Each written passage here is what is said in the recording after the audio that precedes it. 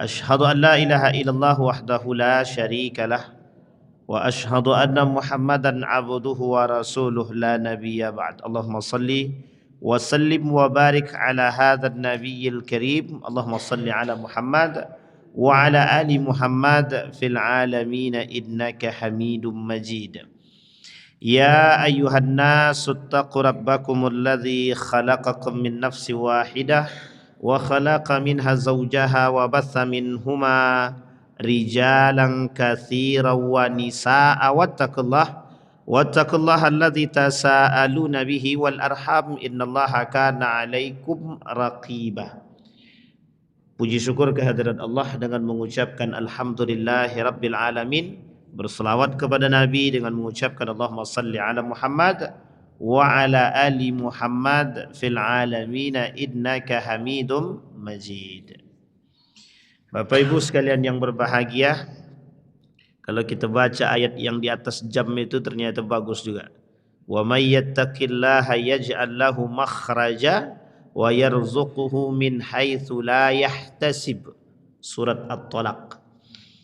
Kata Allah, barang siapa yang bertakwa kepadaku dan takut kepada selain daripada diriku. Orang yang bertakwa kepada Allah dan takut akan azabnya Allah dan ancaman Allah, yaj'al lahu makhraja, diberikan solusi dalam setiap persoalan. Wa yarzuquhu min haitsu la yahtasib, maka diberikan rezeki dari arah yang tiada dikira-kira.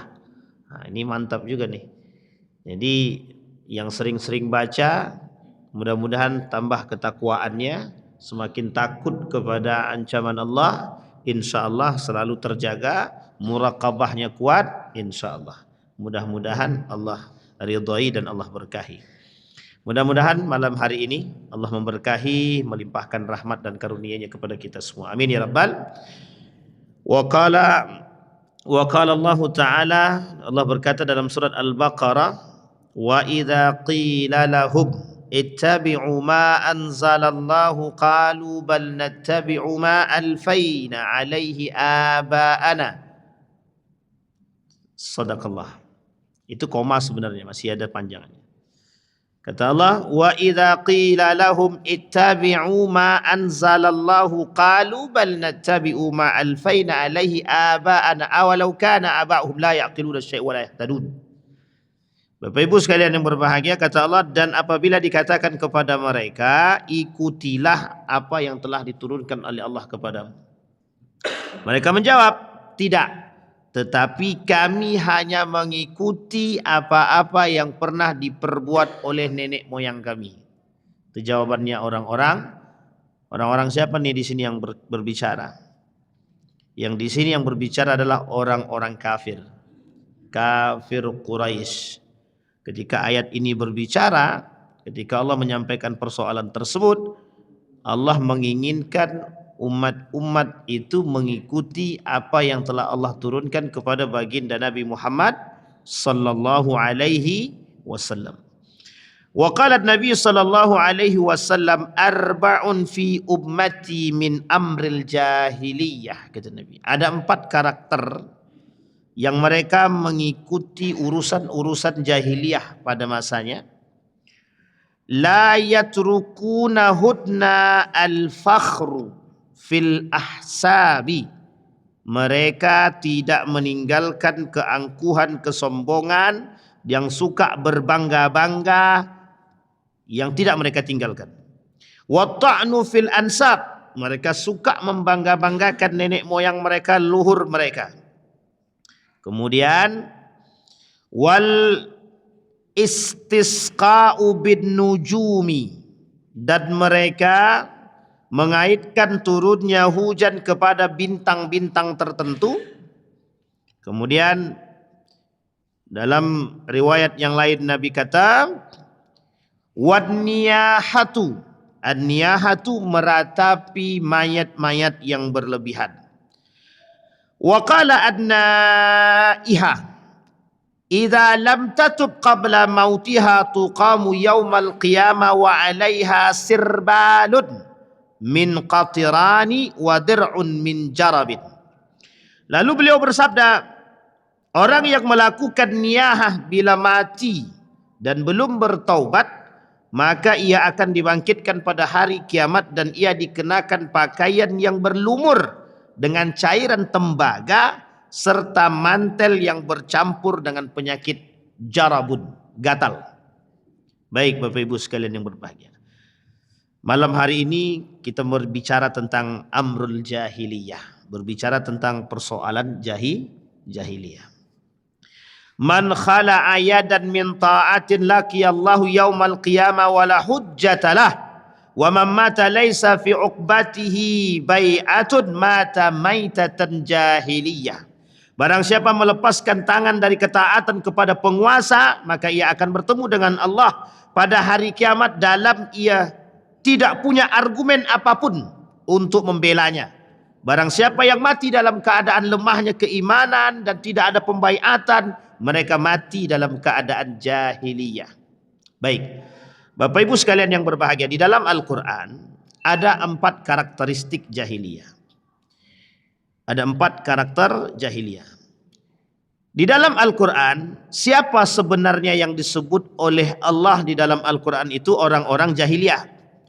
Yang disebutkan orang-orang jahiliyah di situ, kata Ibnul Qayyim Al-Jauziyah, dan begitu juga kata Ibnu Taimiyah, dan begitu juga pada pandangan para ulama, orang-orang yang disebut sebagai jahiliyah adalah orang-orang yang memang mereka nenek moyang tidak bertemu dengan Islam, yang hidup semasa sebelum datangnya Islam.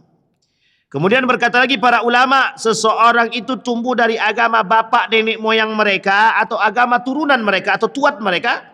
Daripada budak punya tuan, tuannya punya agama, maka orang-orang seperti ini dikategorikan jahiliyah. Atau agama masyarakat yang ada di negerinya. Sebagaimana seorang bocah itu tumbuh dari agama kedua orang tuanya. Kalau kita rujuk sekarang di Indonesia nih, ada namanya, dia tidak agama sebenarnya, tapi ada namanya ritual penghayatan. Dulu pernah ada tuntutan oleh mereka kepada pemerintah, mengapa agama itu yang dituliskan di dalam kolom agama adalah agama impor semua. Tahu bahasanya agama impor tuh Pak? Islam impor, Kristen impor, Buddha impor, Hindu impor. Atau bagi mereka itu agama impor. Tapi ada agama nenek moyang yang bertahan dari dulu sampai sekarang kata mereka. Kenapa tidak masuk dalam label agama? Label agama. Namanya agama penghayatan.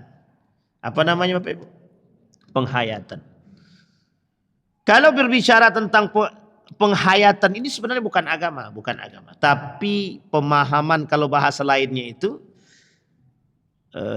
doktrin pemahaman yang diturunkan oleh turun-temurun dari generasi ke generasi. Lebih tepatnya oleh nenek moyang dahulu. Kalau Bapak Ibu ke Jawa, ada namanya orang-orang Kejawen. Kejawen ini itu turunan agama.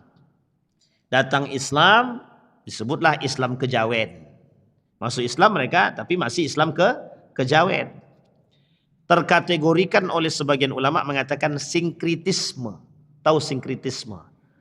Sinkritisme itu mencampur adukkan agama. Namanya sinkritisme. Besok dia pergi ke laut sesajenan, nanti sholat maghrib dia sholat. Itu namanya sinkritisme namanya. Sholat Jumat dia sholat, habis itu dia besoknya pas lagi tahunan sesembahannya adalah tetap melakukan sesembahan pada pohon, matahari, laut dan lain sebagainya, atau penunggu-penunggu tertentu. Ini laut ini Ustaz sudah memberikan kami banyak pendapatan. Jadi kami harus memberikan sesajenan kepada mereka. Misal dikasihlah ayam, disebarkanlah di laut itu. Ada juga yang memberikan ini, pohon ini sudah lama bertahan di sini. Kami selalu datang di sini meminta dan selalu diberikan. Kemudian dibawalah situ ayam panggang. Dipanggangnya enak-enak itu. Kan sayang basi begitu aja gitu. Kalau mau makan ya datang ke sana gitu. Ini paham Bapak Ibu ya? Ini adalah turunan nenek moyang. Nah ini kata para ulama itu yang masih mengikuti agama nenek moyang. Yang belum mengerti tentang kedatangan Islam. Sebagian ulama yang lain mengatakan sebelum datangnya Islam, qabla maji'il Islam, sebelum datangnya Islam itu jahiliyah. Nah, ini perlu kita garis bawahi, jahiliyah dulu tuh apa sih artinya jahiliyah itu? Apa yang disebut dengan jahiliyah? Apakah jahiliyah itu bodoh? Ataukah jahiliyah itu tidak mengerti? Baik, kita lihat Bapak Ibu. Kalau kita berbicara perdagangan, orang Arab sebelum datangnya Islam itu ahli dalam soal perdagangan. Itu bukan main-main, itu keahlian mereka orang Arab itu. Sekali keluar dari kampung 6 bulan Pak, 6 bulan, setahun, 2 tahun mereka dagang itu, dagang. Pulang-pulang itu bawa istri baru dia. Serius Bapak Ibu. Atau kalau tidak pulang bawa istri baru, dia menetap di tempat tersebut, dia punya istri di situ. Jadi pedagang-pedagang Arab itu jarang yang punya istri satu, itu jarang. Misal dia pergi ke Cina, dia punya istri di Cina. Dia pergi ke Ternate, dia punya istri di Ternate. Ada anaknya, makanya ada banyak keturunan Arab di Ternate. Itu banyak itu keturunan Arab di sana itu. Ambon, itu banyak sekali. Karena waktu itu ketika Islam datang itu pada abad ke-7 ke-8. Itu Nabi masih hidup itu. Ekspansi yang dilakukan, ekspedisi yang dilakukan oleh para sahabat-sahabat Nabi itu masih ada. Dan itu bukan, jadi Islam masuk ke Nusantara ini bukan pada abad ke-13. Dan bukan pada masa Samudra Pasai. Samudra Pasai itu abad ke-13 ke atas, itu resminya kerajaan Islam. Sebelum kerajaan Islam, Islam sudah masuk ke Nusantara ini. Itu abad ke-7 ke-8. Boleh dicek dalam beberapa literatur ilmiah, termasuk penulisnya adalah Azumardi Azra, seorang majelis ulama Indonesia, profesor di Universitas Syarif Hidayatullah Jakarta. Beliau melakukan penelitian tersebut. Dan oleh Rihla Ibnu Battuta juga sudah diketahui itu sejarah masuknya Islam itu ke Nusantara. Nah, tapi jalur masuknya itu melalui yang tadi. Jadi dalam teori masuknya Islam ke Nusantara ini, pertama perdagangan, yang kedua pernikahan. Ini penting yang kedua nih Pak. Jadi jangan pernah ditinggalkan. Yang kedua ini penting. Yang ketiga itulah baru namanya jalur masuknya Islam itu komunikasi serta melalui jalur surat menyurat. Jadi kerajaan Islam mensurati kerajaan-kerajaan itu untuk bisa masuk ke dalam Islam. Tapi yang paling penting, poin yang kedua tadi. Islam masuk ke Nusantara, sudah ada di Nusantara ini, lalu jalurnya orang-orang Arab itu memang. Tidak bisa dipungkiri. Kalau ada orang bilang Islam itu datang melalui jalur orang Arab, ya memang benar. Karena memang waktu itu yang berdagang orang Arab. Melalui laut Cina Selatan. Dan beberapa laut yang lain. Dari Persia, muncul tuh perdagangannya begitu. Nikahlah Pak. Ketika menikah, perempuan ini mengikuti, akhirnya masuk Islam, kemudian terjadilah penyebaran syiar-syiar Islam. Nah, ini poin pertama. Yang kedua, baru jalur perdagangan. Jalur perdagangan itu tetap terlakukan, dan itu sudah ada dari dahulu. Makanya di Ternate itu termasuk jalur pertama Islam masuk ke Nusantara, bukan di Aceh. Aceh itu kemudian. Pada abad ke-13 terbentuklah kemudian yang disebut dengan Kerajaan Samudra Pasai. Kerajaan Samudra Pasai itu Islam secara resmi diterima dan berbentuk kerajaan. Tapi Islam sudah masuk pada abad ke ekspedisi itu. Maka sekarang ditemukan tuh di Barus. Ada ekspedisi para ulama tabi'in di Barus. Bukan sahabat Nabi tapi di tabi'in di Barus itu. Ada yang mengatakan tabi'in, ada yang mengatakan tabi'in. Kalau sahabat Nabi tidak. Nah, ini penting untuk dipahami. Nah, posisi ini Bapak Ibu, ketika Islam itu datang, kondisi Indonesia, Nusantara ini, itu belum ada Indonesianya. Nusantara. Nusantara itu dalam aksara Melayu disebut dengan Jawi. Tahu Ibu Jawi? Jawi ini bukan kobau, bukan sapi. Aksara Melayu, namanya Jawi. Nah, Jawi itu aksara Melayu artinya. Nah, kita nih Jawi semua, bukan kobau kita nih. Jawi, Melayu. Pada masa itu. Dan itu dikenal. Aksara Nusantara. Indonesia belum ada. Maka ekspedisinya dulu ke Nusantara. Nah, apa yang dilihat oleh dunia di Nusantara ini? 2. Kekuatan Hindu-Buddha. Kekuatan Hindu-Buddha. Yang kekuatan Hindu-Buddha ini mencakup ranah budaya. Apa yang dilakukan? Penyembahan dan lain sebagainya, baik patung dan lain sebagainya, itu menjadi persoalan. Binatang yang suci ada, matahari suci, pohon suci, laut suci, dan lain sebagainya. Pada saat itu, belum mengerti akan agama yang disebut dengan Islam. Tidak ada WA, tidak ada TV, tidak ada radio. Untuk mengenal sesuatu melalui risalah, tulisan. Inilah yang kemudian diberikan untuk disebarkan. Jadi biar kita paham nih dalam aturan sejarah. Gitu. Disebarkan Pak. Bismillahirrahmanirrahim. Asyhadu an la ilaha illallah wa asyhadu anna Muhammadar Rasulullah. Begitu dimulai surat tersebut. Ketika Nabi mengirim surat kepada Raja Kisra, Heraklius, begitu juga sama. Bismillahirrahmanirrahim. Asyhadu an la ilaha illallah wa asyhadu anna Muhammadar Rasulullah. Ditulis oleh para sahabat, dikirim Pak. Ada yang ditolak mentah-mentah, ada yang diterima dan lain sebagainya. Nah, Islam begitu datangnya. Uniknya, sebelum datangnya Islam, yang berjaya adalah yang kuasa. Yang berjaya adalah yang kuasa. Yang punya harta, yang punya kekuasaan, itu mesti jaya dia. Tapi yang tidak punya kekuasaan, yang tidak punya harta, ya tetap akan dalam keadaan miskinnya miskin aja. Dan kondisi ini Bapak Ibu adalah kondisi yang mohon maaf kita tidak memiliki aturan baku. Tidak ada aturan baku. Perempuan berpakaian bebas terserah, yang penting aurat tertutup. Secara nalar ketika itu adalah siapa yang paling kuat dia berhak mendapatkan apa yang dia inginkan. Termasuk ketika itu siapapun yang kaya dia berhak membeli, mencari. Pokoknya kalau ada perempuan, pokoknya Bapak Ibu ya, ibu-ibu ya, perempuan itu sangat tidak berharga sekali pada masa jahiliyah. Tidak ada harga. Sama sekali tak ada harganya. Ibarat sendal dan barang. Kapan kami mau pakai, kami pakai. Tidak pakai, kami buang. Nah, itu perempuan pada masanya. Islam datang. Datangnya Islam merubah semuanya. Bangga enggak ibu-ibu tuh? Hari ini dihormati sebegitunya. Kata Nabi, ibumu, ibumu, ibumu, baru bapakmu. Seolah-olah bapak ini paling terakhir dan pokoknya kami dulu ibu, dulu ibu, dulu ibu, dulu baru bapak-bapak. Gitu deh. Kalau dulu sebelum jahiliyah, perempuan tidak ada sama sekali nilainya. Budak, kalau kamu budak bawa ke sini. Anak dari dirimu tetap budak.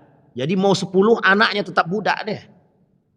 Tidak ada penghormatan berharga itu tidak ada. Apalagi kalau sempat budaknya perempuan. Oh makin jadi dah tuh. Kapan nak pakai-pakai tak pakai buang. Nak jual silakan bebas. Berharga tidak perempuan ketika itu? Tidak berharga sama sekali. Perempuan tak layak seperti seorang budak pemuas. Begitu juga seorang pembantu. Saking tidak bernilainya wanita ketika itu. Datang Islam. Nabi datang Pak. Nabi datang. Bawa risalah Islam, kebaikan. Dirubah sama Nabi. Sama ketika Islam datang ke Indonesia begitu modelnya Pak. Melihat di sono penyembahnya matahari. Tengok sono sembahnya pohon. Tengok sono sembahnya patung. Tengok belakang sembahnya binatang. Lah kok yang disembah lain semua? Ternyata setiap yang disembah memiliki perilaku-perilaku yang aneh dan lain sebagainya. Yang tak bisa dinalar oleh akal. Islam datang merubah. Islam datang merubah. Maka di dalam Islam hal-hal tersebut bertentangan dengan nilai-nilai. Tidak disukai oleh Allah. Nah ini karakter jahiliyah pada masanya. Itu di Nusantara.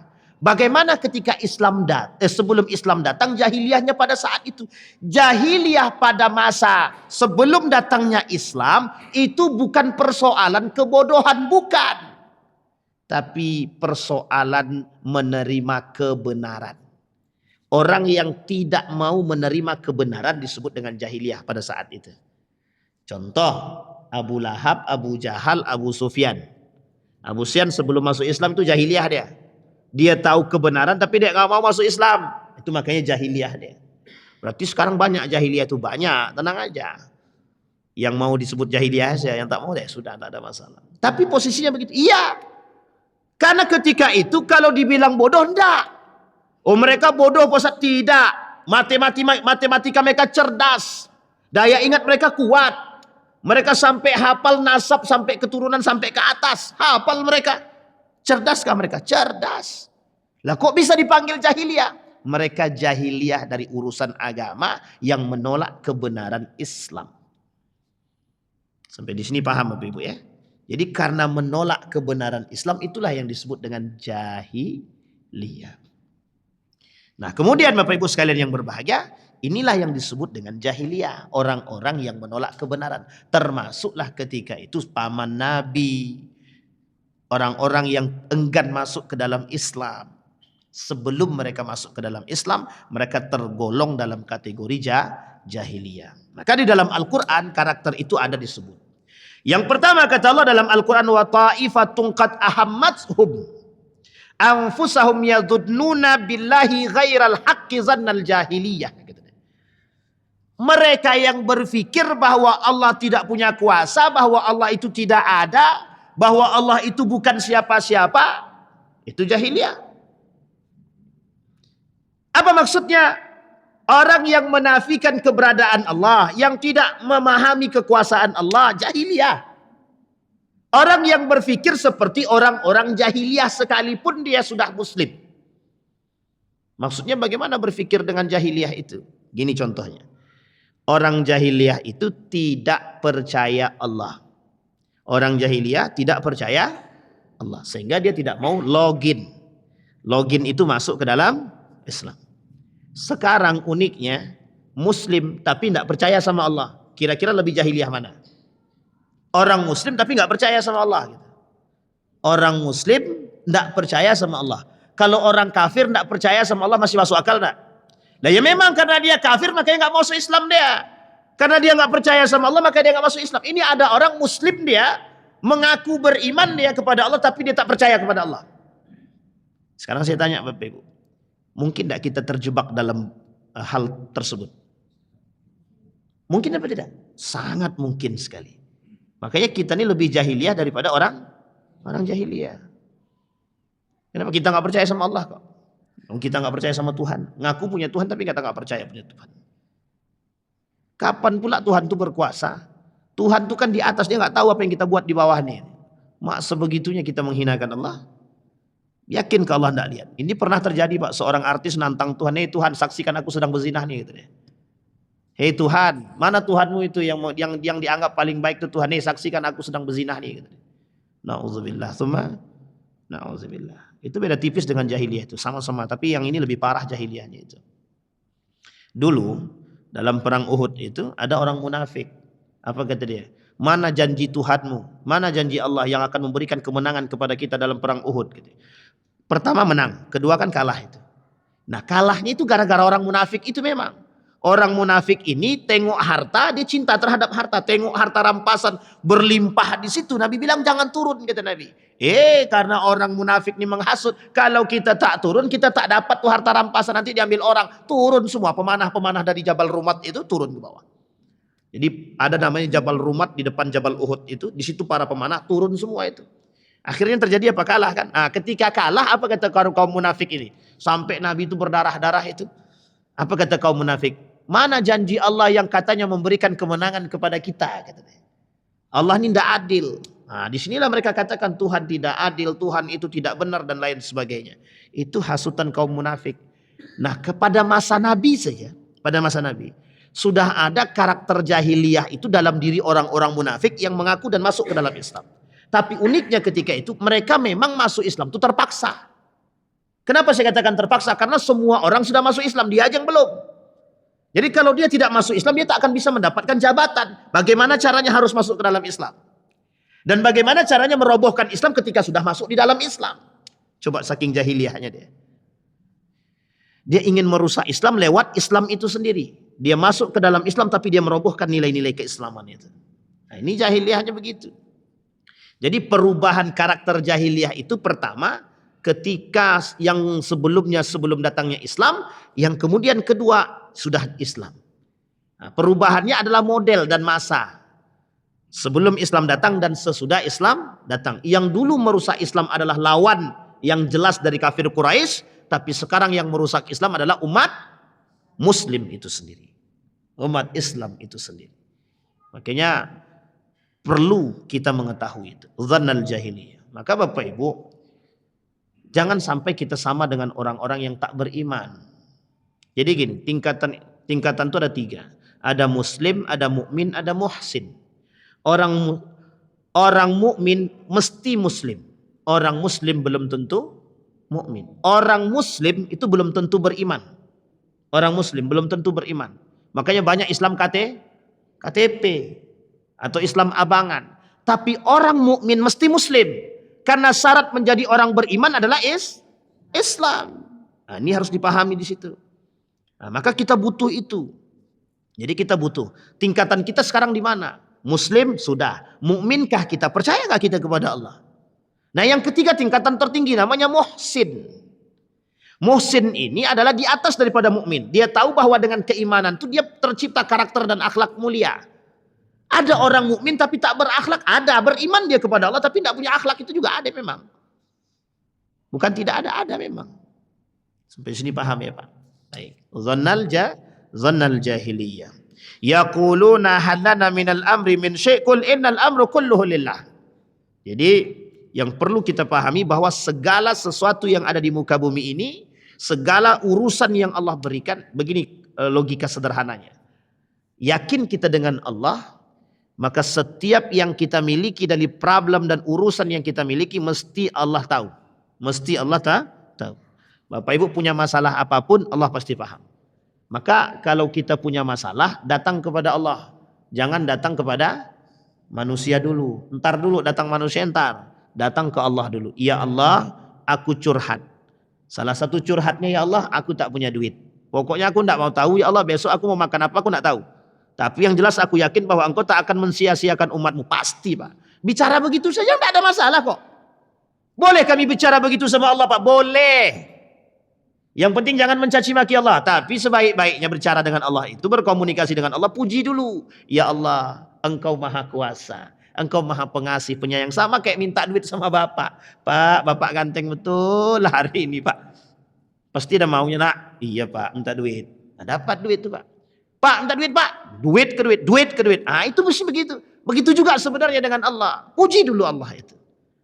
Makanya kita beristighfar. Sebelum kita berdoa, kita beristighfar, memuji, tahmid, tahlil, tahtim. Segala macam kita buat Pak. Itu pujian kepada Allah. Sehingga setelah itu kita berdoa kepada Allah. Ya Allah, aku punya masalah ya Allah. Apa masalahnya? Aku belum bisa duduk di kursi DPR itu ya Allah. Gimana kira-kira tahun depan ya Allah, tahun selanjutnya bisa enggak aku duduk di sana? Kata Allah, insya Allah kau bisa duduk, yang penting jangan main suap. Kata dia. Selesai. Mungkin atau tidak itu tergantung Allah. Baik, itu yang pertama. Dzannal jahiliyah. Tapi jangan setelah berdoa kita ragu. Ya Allah, gimana caranya ya Allah? Pokoknya aku nggak mau tahu ya Allah. Aku minta ya Allah, engkau berikan hamba mobil Ferrari ya Allah. Tapi kemudian dia mikir, dari mana datangnya gitu. Kerja tidak, ini tidak, kok dapat Ferrari. Jangan pernah ragu dengan urusan Allah. Itu urusan Allah, yang menentukan itu urusan Allah. Bapak Ibu, saya punya cerita kawan sendiri. Apa kata kawan saya begini? Ya Allah, Fulana ibn Fulana itu mesti jadi istriku. Kalau seandainya dia bukan istriku, pokoknya kau jadikan dia istriku. Coba gila. Dia berdoa sama Allah begitu di malam. Ya Allah, Fulana ibn Fulana harus jadi istriku. Kalau seandainya dia bukan istriku, maka dia harus jadi istriku. Sekarang udah 3 anaknya. Tapi itu kebetulan Ustaz, wallahu alam, tapi itu sudah qadarullah, itu takdirnya Allah begitu memang. Bayangkan Pak. Jadi kita tidak tahu, itu urusan Allah. Ada laki-laki Pak, ditolak sama perempuan sampai puluhan kali. Tapi dia yakin kalau perempuan itu istri dia. Betul Pak, jadi istri dia sekarang. Tapi minta yang benar sama Allah. Tapi ingat, itu yang bukan istri orang ya. Jangan pula istri orang, pula yang didoakan. Na'udzubillah summa na'udzubillah. Itu yang pertama. Dzannal jahiliyah. Jangan pernah ragu dengan urusan itu. Itu urusan Allah. Semua urusan Allah. Hanya saja dia bersyarat Pak, bersyarat. Jangan ada sedikit pun keraguan dalam hati kita tentang urusan Allah. Maka sedikit aja kita punya keraguan dengan Allah, selesai urusan. Kita ambil contoh. Bapak Ibu pengen cium Hajar Aswad. Jangan ada keraguan. Kalau ada ragu mesti tidak bisa. Tidak akan bisa. Tapi yakinlah mesti bisa kami cium Hajar Aswad itu meskipun badanku kecil. Bisa.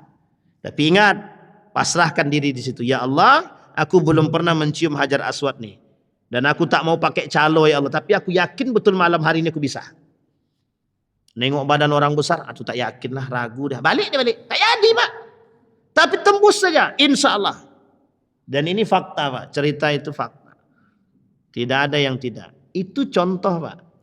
Maka kalau mau lihat kekuasaan Allah secara zahir itu memang di tanah suci itu nampak semua itu. Nampak semua. Yakin kita bisa. Ya Allah, aku mau ke masjid.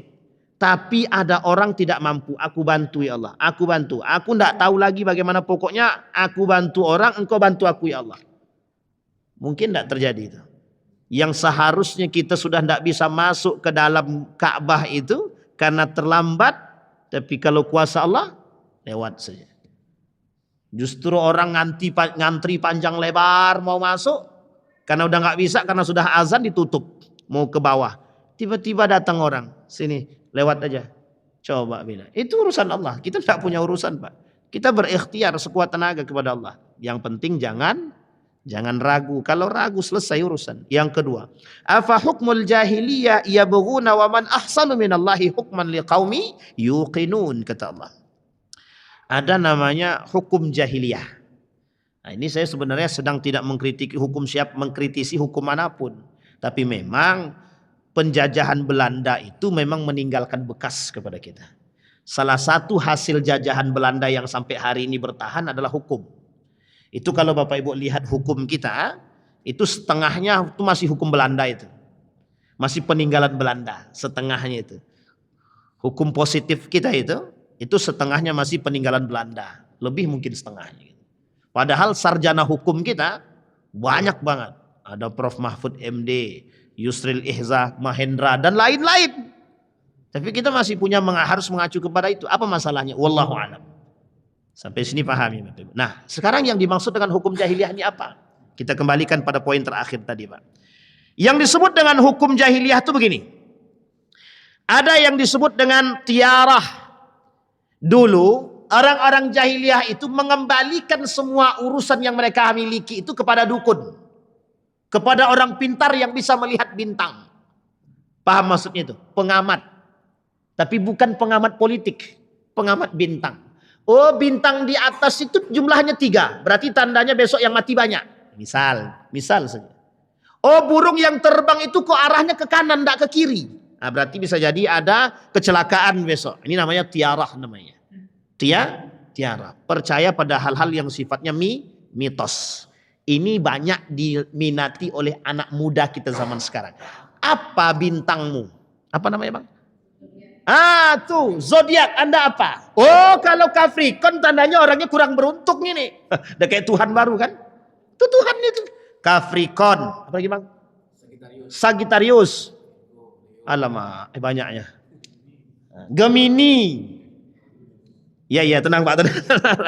Hafal bapak-bapak zaman dulu kan? Ini dulu-dulu Pak. Yang lahirnya bulan Desember, Januari itu mesti Capricorn tuh. Nanti dilihatin tuh Pak, apa Capricorn itu? Capricorn itu kemungkinan orangnya begini. Kebetulan ada yang sama. Maka dijadikanlah landasan, oh setiap orang yang lahir begitu tanggal sekian. Orangnya begini, ini mesti orang yang lahir, orang yang bintangnya Gemini itu mesti orangnya perampok tuh.